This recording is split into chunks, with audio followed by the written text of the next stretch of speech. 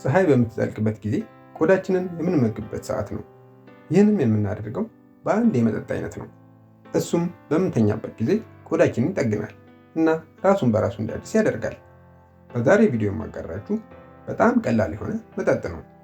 ማታ ላይ ልትጠቀሙት ትችላላችሁ እና ለቆዳችሁ፣ ለፊታችሁ፣ ለአንጀታችሁ፣ ለጉበታችሁ እና ለአጠቃላይ ጤናችሁ የሚጠቅም ነው። ሰላም፣ ዶክተር ትንሳኤ ነኝ። ወደ ዩቲዩብ ቻናሌ እንኳን በሰላም መጣችሁ። ለዚህም የሚያስፈልጉን በመጀመሪያ ኪውከምበር ነው። ለምንድን ነው ኪውከምበር የምንጠቀመው? ምክንያቱም ኪውከምበር የፊት ማበጥን ለመቀነስ ይረዳል፣ የሰውነት የፒኤች መጠንን ባላንስ ያደርጋል እና ለሰውነታችን ብዙ ጥቅሞችን ይሰጣል። በተጨማሪም አንጀትን ለማጽዳት ይረዳል። በመጀመሪያ አንድ ሙሉ ኪውከምበር ቆራርጠን ካደረግን በኋላ በመቀጠል አንድ የሾርባ ማንኪያ የሎሚ ጭማቂና ሩብ የሻይ ማንኪያ የተፈጨ ከሙን አድርገን ትንሽ ውሃ በመጨመር በጁስ መፍጫ እንፈጨዋለን። ከዛ በኋላ አንድ ብርጭቆ የሞቀ ውሃ በመጨመር ያቀላቅሉት። ይህንንም ማታ ማታ ከመተኛታችሁ በፊት መጠቀም ትችላላችሁ።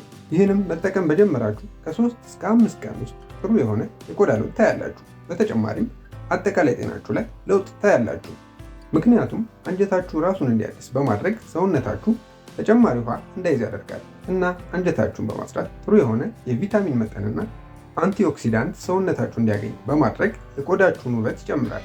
ለአንድ ወር ያህል መጠጣት ትችላላችሁ። ከወር በኋላ የሎሚ ጭማቂውን ይተዉት እና እንደገና ከወር በኋላ የሎሚ ጭማቂውን መጨመር ትችላላችሁ። ምክንያቱም የሎሚ ጭማቂ ያለማቋረጥ ለረጅም ጊዜ መጠቀም ጎጂ ሊሆን ይችላል። ስለዚህ ከወር በኋላ ለወር ያህል መተው የተሻለ ነው። ነገር ግን የከሙን ዱቄቱንና ሌላውን መጠቀማችሁን መቀጠል ትችላላችሁ። ምክንያቱም ዓመቱን ሙሉ ያለምንም ችግር ልትጠቀሙት ትችላላችሁ። የከሙን ዱቄት ሜታቦሊዝምን ያሻሽላል። በተጨማሪም ለብጉርና ከቆዳ ጋር ለተያያዙ ችግሮች ይረዳል።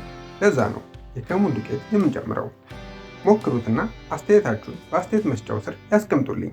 ሁልጊዜ አስታውሱ፣ ቆዳ የምትመገቡትን ምግብ አመላካች ነው። ጤናማ ያልሆነ አመጋገብ የምትመገቡ ከሆነ ቆዳችሁ ጤናማ አይሆንም። ይህን ብቻ መጠጣት የምትመገቡትን ጥሩ ያልሆነ ምግቦች አይተካም። ይህም ጥሩ ውጤት እንዲኖረው ጤናማ የሆነ አመጋገብ በመመገብ ውጤቱን መጨመር ይችላሉ።